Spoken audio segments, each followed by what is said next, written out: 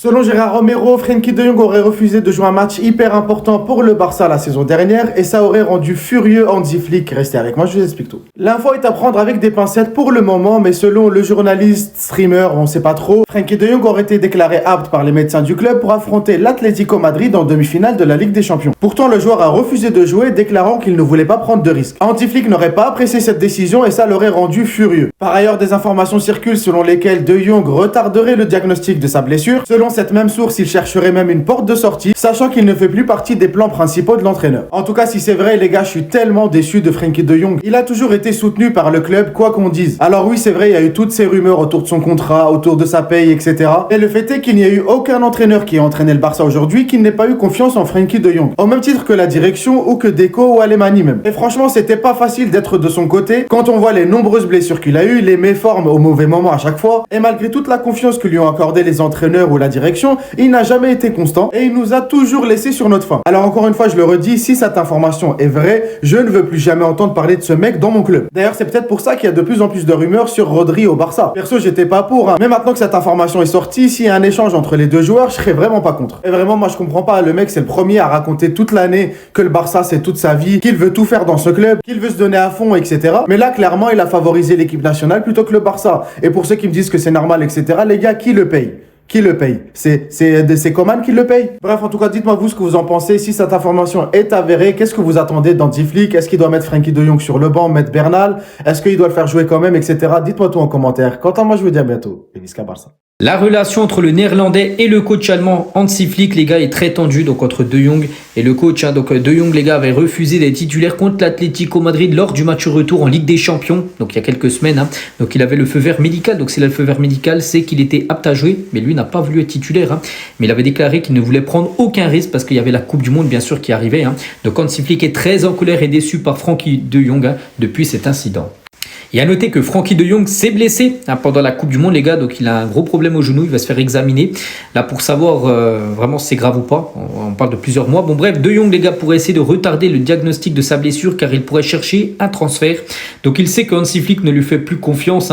Alors, il veut s'assurer de la durée de son absence avant de décider de son avenir. Déjà que c'est dur d'être fouteux et d'être blessé, quand tu t'appelles Frenkie de Jong et que tu joues au Barça, bon courage. Il y a de nouveau une guerre médiatique autour de Frenkie de Jong et sa longue blessure, où son implication avec le Barça est remise en question. De nombreuses fois, il a sacrifié des saisons pour pouvoir jouer avec les Pays-Bas, où il se BR carrément au Barça, retarde ses retours pour être prêt avec les Pays-Bas, sauf que cette fois-ci c'est celle de trop pour De Jong. C'est le capitaine du Barça. Beaucoup sont mitigés sur ce qu'il a apporté au Barça, même si moi personnellement je ne serais pas ingrat vu le Barça qu'il a rejoint et qui a été pendant de nombreuses saisons sombres du Barça l'un de nos meilleurs joueurs. On sait tous la campagne médiatique qu'il y avait sur De Jong concernant son salaire, où il a été attaqué injustement. Et maintenant, pour une fois, on allait avoir Pedri, De Jong, Gavi. Et ça fait des années qu'on les a pas vus sur le terrain. Enchaîner plus de 5 matchs. Il s'est sacrifié durant la Coupe du Monde. Il va être absent au moins 4-5 mois. Et les médias catalans sont en train de l'allumer. Parce qu'il a joué blessé avec les Pays-Bas.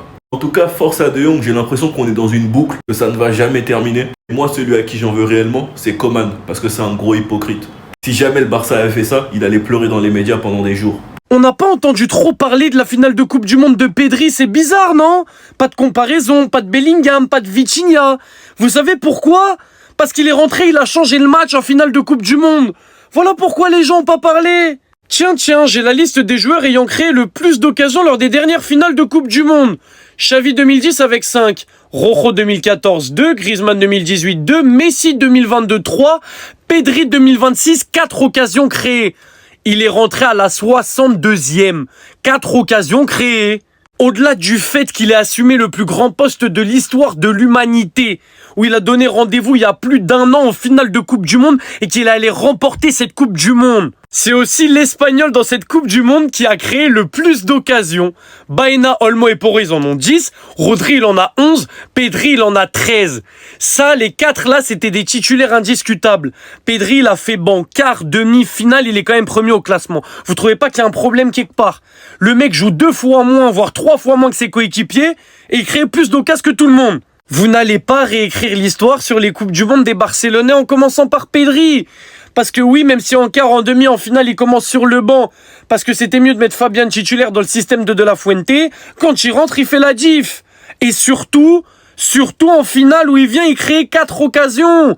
Du jamais vu depuis Xavi 2010, on le rappelle. Donc la prochaine fois que vous voulez appeler Pedri The Weeknd, il est bon qu'en Liga, on va vous ressortir cette performance-là et on va dire, vos milieux de terrain, vous me la sortez cette perf-là. Si vous voulez la parler, voilà, de grands matchs, de grandes perfs dans les grands moments. Il y a quel meilleur grand moment qu'une finale de Coupe du Monde? Voilà, dites-moi seulement. Est-ce que vous êtes vraiment prêts pour cette fumée Pedri-Gavi 2026-2027? Les Barcelonais, prenez votre ticket de train pour vous réconcilier avec Gavi. Parce que ça fait très longtemps qu'on attend qu'il se remette complètement de sa blessure. On l'a vu enchaîner des matchs en deuxième partie de saison sous Flick. On a vu qu'il commençait à prendre de plus en plus d'importance dans le 11. Son genou a l'air de bien se tenir. De Jong s'est blessé et sera absent longtemps. Ça laissera de la place au milieu de terrain. On a vu que Flick jouait Gavi 6. Maintenant, est-ce que ce sera un retour du 4-3-3 avec Bernal, Gavi, Pedri, ou Flick va maintenir son 4-2-3-1 avec son double pivot Gavi, Pedri et en 10 Firmino, Olmo. Olmo, je veux pas prononcer son nom maintenant parce que lui, je le connais. Quand c'est avec l'Espagne, Eurocoupe du Monde, il est trop fort. Avec le Barça, il se fout de nous. Qu'est-ce qu'on t'a fait? Fermin Lopez, il va revenir avec la rage. Il n'a pas pu disputer la Coupe du Monde. Un des joueurs les plus décisifs du Barça cette saison. Lui, les yeux fermés, j'ai confiance. Mais la fumée Gavi Pedri 2026-2027, c'est ce qui me hype le plus. Que Gavi vienne fermer des bouches une bonne fois pour toutes. Parce que beaucoup ont oublié, mais on va leur rappeler.